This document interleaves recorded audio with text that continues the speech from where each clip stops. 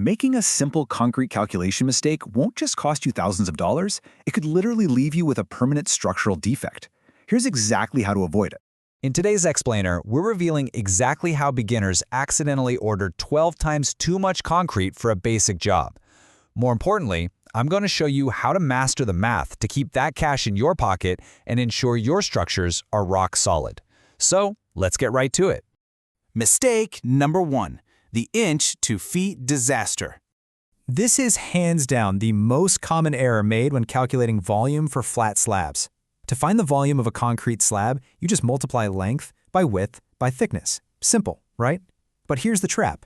Your length and width are almost always measured in feet, while your thickness, well, that's measured in inches. If you're pouring a standard 4-inch slab, you absolutely must convert that thickness into feet before you do any multiplication. So simply divide 4 inches by 12, and that gives you 0.333 feet. The consequences of forgetting this one simple step are just catastrophic. Imagine you've got a 10-foot by 10-foot patio at 4 inches thick. If you just punch 10 times 10 times 4 into your calculator, you get 400. And if you go ahead and order 400 cubic yards instead of the correct 1.23 cubic yards, you are going to have a massive fleet of ready-mix trucks lined up down your street. You're overestimating your concrete by a factor of 12. Always convert to a single unit first. Okay, moving on to mistake number 2, the cylinder radius trap. This next massive error absolutely ruins the budgets of people pouring deck piers and fence posts. Let me ask you directly. When you're calculating the concrete for your round sonotubes, are you calculating your volume using the full diameter? Because if the answer is yes, you're currently overestimating your concrete by exactly 4 times. See, the formula for the volume of a cylinder requires the radius, not the diameter. The radius is exactly half of the diameter. So if you're using a 12-inch sonotube that's 48 inches deep, your radius is 6 inches or half a foot. When you run the correct math using the radius, you find you only need 3.14 cubic feet of concrete, which is roughly 6 bags. But if you mistakenly use that full 12-inch diameter in your math, your result will be 12.6 cubic feet. You'd end up buying way too many bags for every single pier on your deck. All right, let's dive into mistake number 3, bagged versus ready-mix concrete. Most beginners get this wrong when they move from planning to purchasing, so here's the golden rule for your job site crossover point. If your project is under half a cubic yard, you buy bags. A trunk simply isn't worth the minimum delivery fee. But if your project is over 1 cubic yard, you order the ready-mix truck. Trying to use bags for anything over a cubic yard is a huge physical and logistical mistake, and I'm going to show you exactly why. 3,600 pounds. That is the weight of the 45 bags of 80-pound concrete mix required to yield just 1 single cubic yard. I mean, think about the labor here. You have to lift nearly 2 tons of material off the truck and then lift it all again into the mixer. Plus, you have to precisely measure the water for 45 separate batches, all while making sure the first batch doesn't dry before you place the last one. Seriously, just call the truck. Quick pause. If you're finding this explainer helpful and you want more practical construction tips and calculations just like this, make sure to subscribe to Construction Learners right now. We've got a ton of high-value guides coming your way. Okay, back to it. Mistake number 4, the hidden waste factor. Don't make this mistake before starting construction. Look, a calculated volume is just a theoretical minimum on a piece of paper, but a job site is reality. You will always need more concrete than the pure formula says. Why? Well, for starters, your dirt subgrade is never perfectly flat. Even a tiny 1/4-inch dip eats up extra concrete. Also, wet concrete is incredibly heavy. Your wooden forms are going to bow outward under all that pressure, adding volume to your slab. And if you order the exact amount and run short, you end up with a cold joint. That's a permanent, weak structural defect where the old concrete dried before the new concrete even arrived.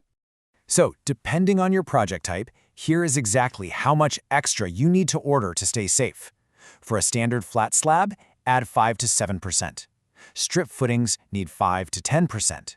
Notice that steps and stairs carry the highest waste risk at 15 to 20%. That's because their complex shapes create spill exposure and make them really hard to consolidate. Oh, and if you're using a pump truck, always add another 3 to 5% on top of these numbers.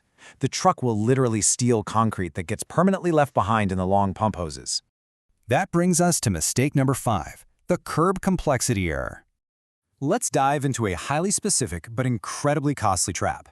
If you're pouring a standard AASHTO Type B curb and gutter, it is not a simple rectangle. It has a sloped gutter pad and a vertical curb face. If you calculate its volume by treating it like a standard 18-inch by 12-inch rectangular block, you are going to overestimate your volume by 92%. On a simple 100-foot run of curbing, that bad math will have you ordering 3 extra cubic yards, which easily wastes $420 of your hard-earned budget. And finally, mistake number 6, the post-hole correction. Stay until the end because I'm going to show you the easiest way to calculate this correctly. This is something even veteran contractors forget to do. When you calculate the concrete for a post hole, you have to subtract the volume of the wooden post itself. Let's say you put a heavy 6x6 wooden post into a standard 12-inch by 36-inch hole. That wood displaces 27% of the hole's volume. If you don't subtract the wood's volume from your cylinder calculation, you are going to overbuy your bags incredibly fast, literally paying for space that is occupied by solid wood. Now, here's a rapid-fire pro tip for you. Ready-mix plants charge minimum delivery fees. If their minimum is 3 cubic yards and you only order 1, you're paying a massive short load fee. The trick? Consolidate your pours. If you have isolated post holes, a tiny curb repair, and a small step to pour, schedule them all on the exact same day so you can hit that minimum delivery threshold and dodge the fees completely. Let's run through our final checks before you order. The crucial point here is that concrete is totally unforgiving. Once it starts curing, you cannot stop it. So run through this self-audit checklist before every single pour. 1. Did you convert all your inches into feet before multiplying? 2. Did you use the radius, not the diameter, for your cylindrical holes?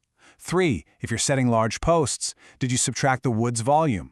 And 4. Did you add your 5 to 10% waste factor so you don't run short and compromise the structure? Hit all 4 of those, and your project will be perfectly on budget. If this explainer helped you, hit that subscribe button for Construction Learners. We regularly share highly practical construction knowledge directly from industry sources that will help you build smarter, work faster, and avoid thousands of dollars in costly mistakes. But listen, getting your concrete volume right won't matter at all if your foundation heaves and cracks this winter. Are you completely confident your footings are deep enough to survive a hard freeze? In our next explainer, I'll show you the exact footing depth rules and how to perfectly calculate for frost lines in your area, so make sure you don't miss it. See you on the next one.